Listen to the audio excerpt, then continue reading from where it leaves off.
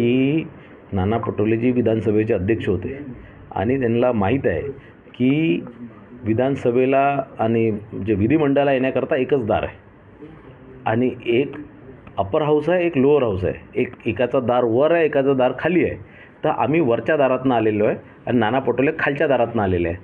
दुसरं त्यांनी जे म्हटलं की आम्ही मागच्या दारातून आलो आणि ते पुढच्या दारातून आले आहे, तर आम्ही सीना ठोकून आलेलो आहे.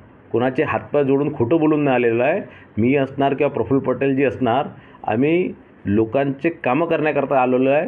लोकांसोबत खोटं बोलून कधीच नाही आलो आहे. आणि नाना पटोलेजी जे स्वतःला फार मोठे नेते समजतात, हे फक्त 208 मतांनी आणि तेही जनतेमधनं नाही, काही अधिकाऱ्यांच्या बोगस वोटच्या भरोश्यावर ते निवडून आलेले आहे. आणि म्हणून नाना पटोलेंनी खूप मोठ्या मोठ्या गोष्टी हाकण्याची गरज नाही.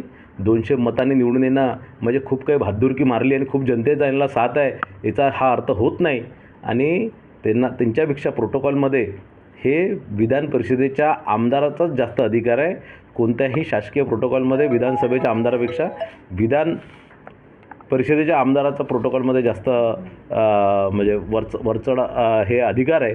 आणि मला असं वाटतं की नाना पटोलेजी थोडेसे ज्या प्रकारे ते या पूर्ण विधिमंडळात वागतात आहे, दूध संघाच्या निवडणुकीत गोंदिया जिल्ह्यातील बँकेच्या निवडणुकीत ज्या प्रकारे त्यांना मोठ्या हारचा सामना करावा लागतो आहे, तर मला असं वाटतं त्यांची मानसिक स्थिती बिघडलेली आहे.